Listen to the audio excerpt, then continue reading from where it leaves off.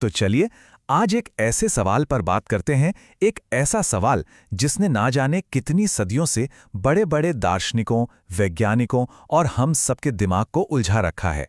और मजे की बात यह है कि इस गहरे सवाल का जवाब शायद किसी आस्था या सबूत में नहीं, बल्कि खुद इस सवाल की परिभाषा में ही छुपा हुआ है। देखिए, जब भी हम ईश्वर या गॉड शब्द सुनते हैं तो हमारे दिमाग में फौरन एक तस्वीर बनती है ना? अक्सर वो तस्वीर एक खास तरह की होती है जो हमने अपनी कहानियों में, अपनी परंपराओं में सुनी और सीखी है। और बस यहीं से एक दिक्कत शुरू हो जाती है। ये जो परिभाषा है ना, ये हमें एक ऐसे लॉजिकल जाल में, एक ऐसे चक्रव्यूह में फंसा देती है जहां से बाहर निकलना नामुमकिन सा लगता है। ये प्रॉब्लम है अनंत प्रतिगमन की। मतलब सोचिए, अगर हम कहें कि ब्रह्मांड को किसी ने बनाया और वो बनाने वाला ईश्वर है, तो फौरन अगला सवाल खड़ा हो जाता है, अच्छा तो फिर उस ईश्वर को किसने बनाया? और फिर जो भी जवाब आएगा तो सवाल होगा कि उसे किसने बनाया। ये एक ऐसी सवालों की चेन है जिसका कोई अंत ही नहीं है। लॉजिक यहां आकर रुक जाता है। तो यहां हमें एक पल रुककर सोचने की जरूरत है। कहीं ऐसा तो नहीं कि हम गलत सवाल पूछ रहे हैं? क्या हो अगर प्रॉब्लम जवाब में है ही नहीं, बल्कि ईश्वर की हमारी अपनी बनाई हुई परिभाषा में ही है? तो चलिए एक बिल्कुल अलग नजरिए से देखते हैं। क्या हो अगर हम ईश्वर को एक सत्ता यानी एक एंटिटी की तरह देखने के बजाय एक प्रक्रिया यानी एक प्रोसेस की तरह देखें? ये स्लाइड इस फर्क को बहुत अच्छे से समझाती है। एक तरफ है बाहरी सत्ता का आइडिया जो अलग है, जो कंट्रोल करती है, और दूसरी तरफ है एक आंतरिक प्रक्रिया का आइडिया जो हर चीज में मौजूद है, जो खुद अस्तित्व का बहाव है। एक को साबित करना तार्किक रूप से नामुमकिन है और दूसरी तो हमें अपने चारों तरफ हर पल दिख रही है। तो इस नए नजरिए से देखें तो ईश्वर कोई कौन नहीं, बल्कि एक क्या है। मतलब वो कोई अलग शक्ति नहीं है जो ग्रहों को घुमा रही है, बल्कि ग्रहों का घूमना ही वो प्रक्रिया है। कोशिकाओं का बढ़ना, आकाशगंगाओं का बनना, ये सब घटनाएं ही उस दिव्य प्रक्रिया की अभिव्यक्ति हैं। वो रचना से अलग नहीं, बल्कि रचना का हिस्सा है। अब ये आइडिया थोड़ा एब्स्ट्रैक्ट लग सकता है, तो इसे और आसानी से समझने के लिए चलिए एक बहुत ही सिंपल सी एनालॉजी लेते हैं मैथ्स की दुनिया से।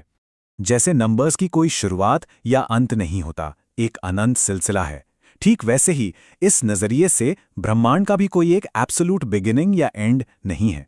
हम कोई पहला पल नहीं ढूंढ सकते, क्योंकि ये क्रिएशन तो एक लगातार चलने वाला कंटिन्यूम है, एक प्रवाह है। इस टेबल से ये बात और भी साफ हो जाती है। जरा देखिए, जीरो को हम मान सकते हैं संतुलन की अवस्था, द स्टेट ऑफ पोटेंशियल। अब यहां से एक तरफ पॉजिटिव नंबर्स हैं, +1, +2, जो क्रिएशन या मैनिफेस्टेशन को दिखाते हैं, यानी हमारा देखा भाला ब्रह्मांड।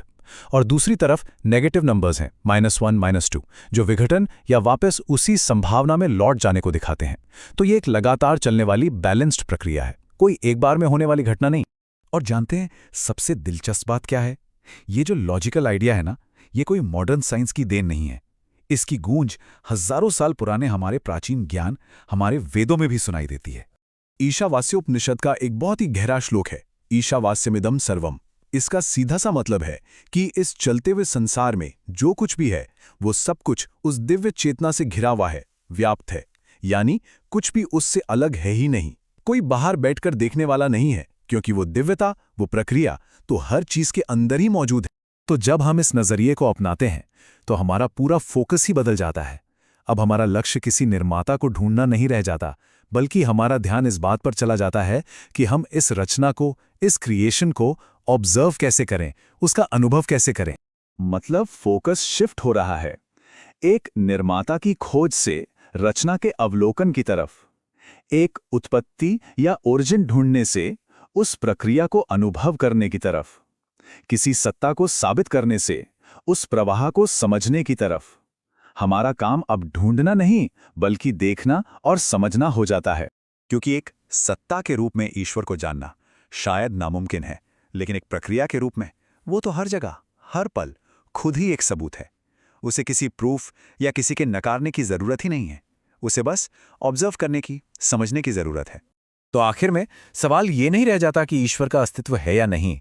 शायद असली सवाल ये है कि हम इस अस्तित्व का, इस एग्जिस्टेंस का अनुभव कैसे करते हैं। और जानते हैं, जिस पल हम अपना सवाल बदल देते हैं, उसी पल हमें जवाब अपने चारों तरफ हर चीज में दिखाई देने लगते हैं।